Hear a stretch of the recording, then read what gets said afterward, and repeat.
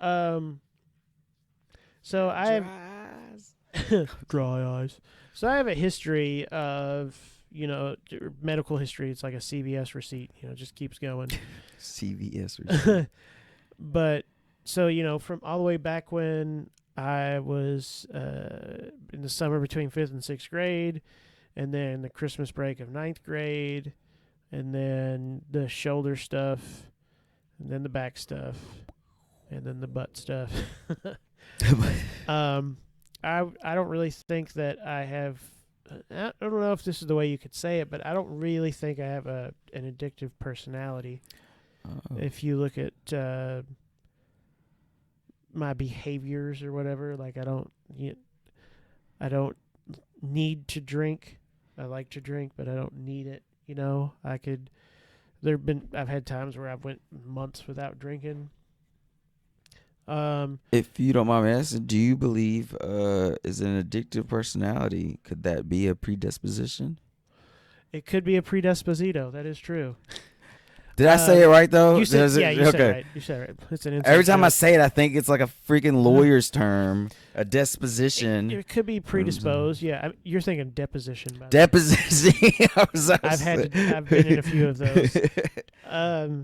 So I don't know if addictive personality is a thing scientifically. That's why I was curious. I don't know if it's something that you can prove whether or not it's a thing, but it's just the easiest way to describe what I'm getting at. Oh, so yeah, like, yeah.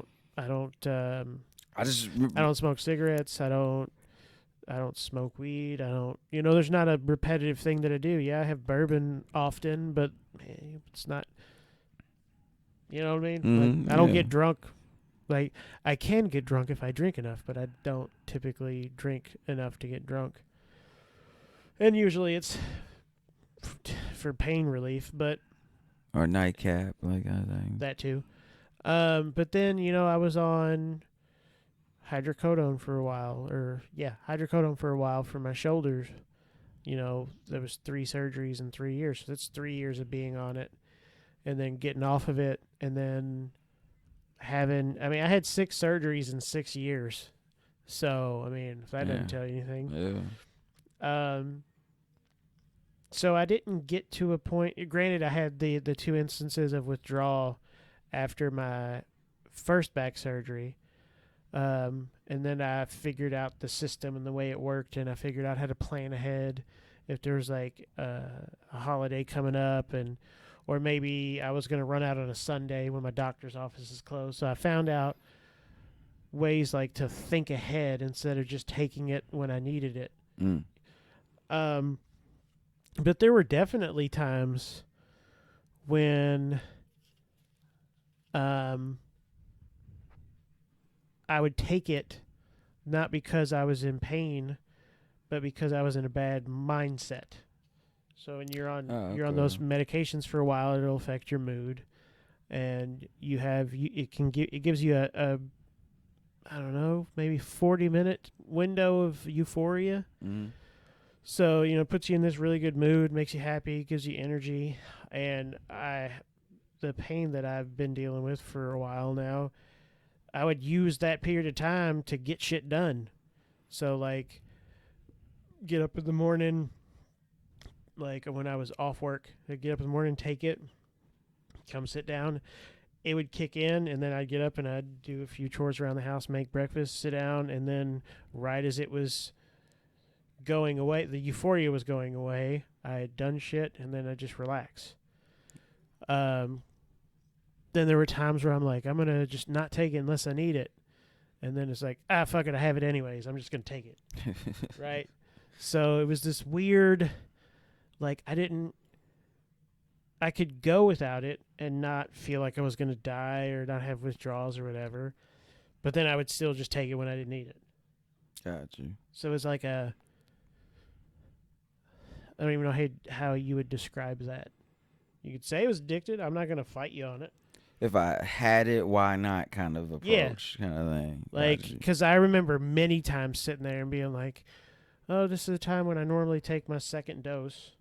Because I was taking it 3 times a day. So morning, so just think, get up in the morning around 5 o'clock-ish and then late at nightish, like after work, Gotcha. right? So there would be times when I'm like, you know what, I'm not really hurting. Maybe I can just hold off and not have this, and then I have extra for if I do something. Because there were plenty of times where I would get up, take my medicine, and then I'd be like, all right, I'm gonna go cut the grass when I was in that euphoria, like energy, and then I'd finish, and my body was like, you should not have done that. So then you take one extra on your midday dose. Yeah. Okay, I see. So it's this weird thing. There were times where I'd run out early, or I would get. They would fill the prescription, and then I wouldn't be able to get it for like a day or two. Gotcha. So then I would have a day or two of extra, because they were like, "Hey, we filled it on the 20th. Yeah, you picked it up on the 22nd, but we can refill it again on the 20th." Oh wow. Right.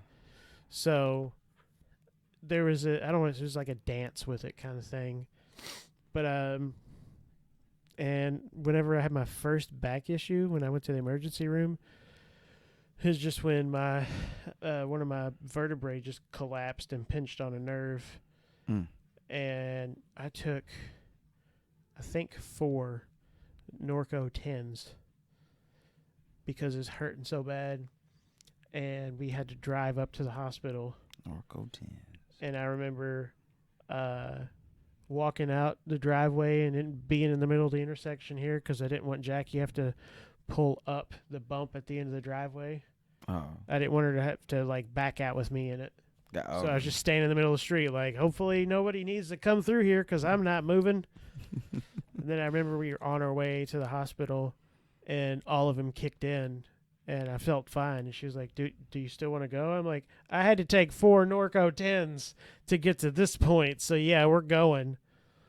But, yeah, and then on Percocet, just same thing. I was on it, and there'd be times when I would take extra. And then it got to this weird point where I would take extra, but then I wouldn't get euphoric, and I wouldn't feel any extra pain relief. But in my mind, it's like, I hurt extra. Should I, I'm going to take more, but meh. And then when you're on that stuff for a while, it starts to change the chemistry in your brain, and you get something that some people will call it, it's like a layman's term, it's like wind up. So then when you take it, you're actually in more pain than if you were on a lower dose or a different medication or not on it at all. So then it's this really terrible cycle of you're in pain, you need help. So you're on medication. You're on that medication for a while, and it causes you to be on more pain. You're in more pain, so then you need to take more, but then it's just this fucking loop you get caught in. And a lot of people will start to abuse it really badly, and then, that's how shit goes south. I remember I was off of stuff for a while, and I can't remember when it was. I don't remember if it was before my first back surgery. I feel like it was, but I had been off pain meds for a while, and we went up to Cart Country, and we met our friend Danielle up there, and she had something like maybe a tooth pulled, or she had or no, it must have been when she broke her ankle in a car accident. She had leftover Norcos, and it might have been Norco 10s even, or 7.5s. And I've been off them for a while. And that day we had went to the state fair, and then we went to Cart Country. And when I'm on my feet for a long time, shit starts shifting around, and I was dragging my right leg, and I was just fucking miserable. And then she was like, and she gave me her prescription because she couldn't take them. It made her sick. Right. I remember this. So I remember taking whatever dose that when we were still up there, and it kicked in, and we went to Gaddy's. Yeah, we went to Gaddyland after, out in Shepherdsville, or Mr. Gaddy's. And I remember sitting there and feeling it kick in, and just this like relief wave flowing over me, because it was bad. And then I was in more pain while I was taking those for the next like week than I was before. So it was like I needed the help to get through that moment, and that like the next day, but then it just caused more. So it's like even though whenever I was like, I'm trying to get this new job, and I was just like, okay, guys, I know I've been on him, and you're trying to manage my pain, but I don't want him now, and just fucking walked away from it. It was totally fine. I can see definitely where the way it goes when you get chronic pain and all of that. Mm-hmm. I haven't had anything stronger. Well, I mean, I've had fentanyl, but it's never been like a medication prescribed to me. It was it was a drip. And actually, after my first back surgery, when I woke up, they ended up giving me, it was either 100 or 200 milligrams of fentanyl. Because, oh, yeah, we were just talking about the respiratory distress. I was like, I feel like I have a story about that. So I wake up from the first surgery. It was the worst pain I've felt in my life. I didn't have that pain the second time, because the second time they didn't have to open me up and do all the same stuff. They just had to fuse me lower and replace that broken screw. But it was so bad. Like, I don't even have words to describe that pain. And they were giving me fentanyl in either 10 or 20 milligram increments. And I was like, I have Ehlers-Danlos syndrome. We don't metabolize medication like normal people, so we have to take more. It's this weird thing. And I remember finally they had gotten to that point. They'd given me enough to where, obviously, they're not always going to be able to get rid of all your pain, but, enough. And I remember being like, oh my God. And then I couldn't breathe. Like, they was starting to shut my lungs down. And I remember just being like, and they were like, are you okay? And I was like, I'm having a hard time breathing, just fucking stuck oxygen on me. And it took a little while to come out of that. So, good times. Think of that.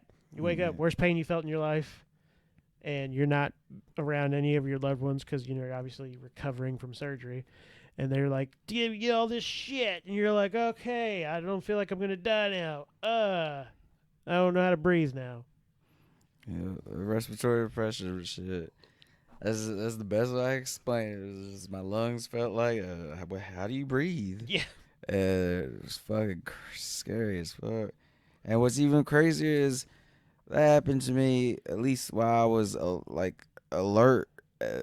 Fucking people get even higher doses and nod off, go into like sleep and have respiratory depression in their sleep and just not wake up again. And it's just scary. Like, yeah, it's just funny how you talk about the metabolism and stuff. It's this whole other range of people that can't even take like a 5, and they feel like they just they don't like how it makes them feel, and their heads all like, and it's just like, oh my God. And sometimes I feel like that World War II veteran that's got the PTSD from battle, and you're like talking to somebody, and it's like, oh, I got in a car accident, and I'm scared now. It's like the same. It's like the extremes. Like you get those people that can't take like the lowest of the low narcotic pain med, and they're like, oh, it just makes me sick. And I remember giving Jackie a Flexeril, and she was like, hey, your back's hurting. You want a Flexeril? And she's like, no, I'd rather not die tonight. I was like, what do you mean? And she's like, I can't wake up. And I'm like, I'll fucking take 3 of those a day and go about my business. I can't wake up. Yeah, I mean, when I was on the fucking 15 milligrams of Valium, and I was taking Valium twice a day, and then the Percocet, I was taking 2 Percocet 10s 3 times a day, and Flexeril, and I was, other than recovering from back surgery, I was mentally fully functional. Alert. Yeah. And you fucking scrape off a little bit off of a pill and give it to somebody, and they're like, oops, done. And I'm just like, pansy. Yeah, that's what was crazy about going. Yeah, you got your tabs, your tab 10s, your narco 10s, but then people jumped up there to the Oxy 80s, and some people, they would get an 80 and they would cut in different pieces, just smaller pieces, and then other ones was like, oh fuck, that's what I need to take to even feel any. Yeah. And then from there, the next jump was fucking heroin, and that's even a crazier thought. Heroin's safer than fentanyl. Like it's fucking mind blowing. Yeah, fentanyl's the shit that's causing the It's overdoses. yes, it Is could it doing take. that with heroin? Is Yes, it they could laced? take a like 1 gram of a milliliter. My bad, because it's liquid. 1 milliliter of fentanyl. They can cut into it was like a pound or so of heroin. Like, so they were.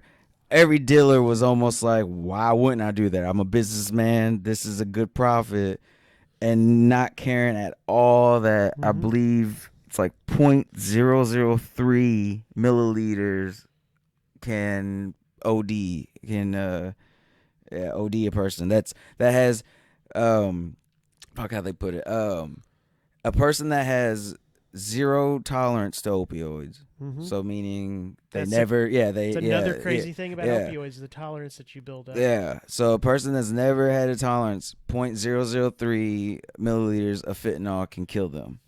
That's insane. Nobody's out here fucking with no triple beams, fucking doing volumes and beaters to get.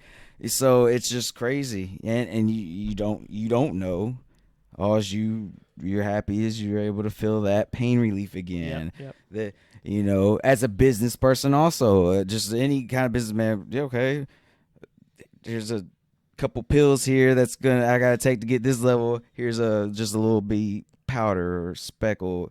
Yeah, that's And another so it's thing. like even if you're a straight edge dude, it's still good business to bulk buy it in bulk, shit like Yep. that. But My mom had it's a few crazy. friends that that passed away within the last year or so. Where I think it was like her friend lost like her brother and sister-in-law, like so many hours apart or something. And what it was is it was like, so it was like, all right, say I'm the girlfriend, and then there's you, and then your friend, right? And I'm your girlfriend, and your Super. friend is going to be needing back surgery soon, so he's struggling. Right. So I'm like, hey, I know somebody who sells pain pills. I'm going to go get him, a few to get him through these next 3 or 4 days because his back was bad enough that they were like, all right, we need to have surgery Yeah. in the next day or two. So it was emergency back surgery, so shit was legit. But because all the changing of the laws about prescribing opioids, and I get that you need to be careful, but sometimes you deny people the relief that they need, so they Mm. find it somewhere else. So she goes and she gets this prescription, or she goes and gets these pills from this person, and she gives it to her boyfriend to give to her boyfriend's friend, and then dude takes it. Same time the boyfriend takes it, they both overdose and die because it was either a Lortab or a Percocet, but it was laced with fentanyl. Oh shit! So a pill. And then Oh yeah, wow. and the fucking girlfriend ended up dying too from it. Damn. That's So it's crazy. like it's not even safe to go like you think you're getting a Lortab, right? So here's the thing, right? You know how sometimes you'll find a pill or somebody will give you a Yeah. pill, Yeah. Yeah. and then you're like, hey, here, like my dad gave me one recently. It was just a muscle relaxer, which I'm on. So it's like before I take it, I like to, if I don't recognize it or anything, I'll Google it. Mm-hmm. This has only happened to me like 3 times in my life. So I Google it and be like, oh, so this is this and this. But I don't know. I guess they fucking Can dropped it dip it. or Like dipped it or something. Yeah. And just like, yeah, you think you are taking a Lortab. Like you fucking got it from somebody that, you can trust. And then you could even look it up and say, all right, it's got number 26 on it, and it's cutting like there's a perforation, and then it says like 870Z. Oh, that's a Lortab 7.5. Then you're like, I'm totally safe. I've looked this up. Nope. Fucking pop it. done. You don't even have to be an addict. You could just be a dude who was lifting some drywall and you tweaked your back and you found out dude down the street sells some shit and you buy 2 pills, literally just 2, and you're gone. Shit is fucking ridiculous. What I'm getting at there too is that fentanyl's big pharma. If you didn't know, Yeah, it was it was. I mean, FDA approved. what was it? The guy that created it. I'll need to look it up to make sure, but I'm pretty sure he created it like trying to create something that was stronger than heroin. I could be totally fucking wrong, but like I've looked this stuff up. I still randomly. actually I kind of forgot how heroin was made. It's actually kind of yeah, because I've always heard heroin, synthetic heroin, but it's supposed to be a synthetic opiate. But then again, I can't remember. I feel like heroin's actually a direct derivative of opium. But it's no, that would still be a drug. Oh, I think it's stronger than morphine. I was thinking it was morphine. Let's see. It's a synthetic opioid that's 80 to 100 times stronger than morphine. That was another thing. So, Yeah, see, synthetic opioid. what was it? Dilaudid. I was on Dilaudid also. Yeah. Is it not Dilaudid? No, it's Dilaudid. Okay. Hang on, let me look Why at do I hear this it? real quick. So, yeah, it's 80 to 100 times. The reason why I remembered is because this is saying fentanyl is stronger than morphine. It says pharmaceutical fentanyl was developed for pain management treatment of cancer patients, applied in a patch on the skin, and because its powerful They opioid properties, Fucking had fentanyl is patches. also diverted for abuse. Fentanyl is added to heroin to increase its potency or be disguised as highly potent heroin. Many users believe they're purchasing heroin. They actually don't know. They're purchasing fentanyl, which results in overdose deaths. Clandestinely produced fentanyl is primarily manufactured in Mexico. Put out the clandestine. Wow. Street names: Apache, China Girl, Chinatown, China White, Dance Fever, Goodfellas, Great Bear, He-Man, Poison, and Tango and Cash. That's dope. Yeah. How it's used. It gives you an intense short-term high, temporary feelings of euphoria, slowed respiration and reduced blood pressure, nausea, fainting, seizures, and death. I was waiting Yes. for out of those. But it says it produces effects such as relaxation, euphoria, pain relief, sedation, confusion, drowsiness, dizziness, nausea, vomiting, urinary retention, pupillary constriction, and respiratory depression. Just want to point out all those pros were not long-term effects, but Basically. death is. Basically. I don't think you can undo death. At least not what. There's clinically dead, and I know where you're going with Yeah. that, but yeah, there's like the 6 seconds. No, was it 6 minutes? it's 6 to 8 minutes. You brain dead. Okay, that's all I was. So I was on Dilaudid, which was it's also known as hydromorphone. Hydromorphone. Yep. It was, And of course, it says that it's high risk for addiction, cause respiratory distress and death when taken in high doses or when combined with other substances like alcohol. Which that was something that I had to stop myself from doing because that shit. Yep. I was drinking. That's and definitely a depressor. I'm like, hey, I'm having a drink, and I'm also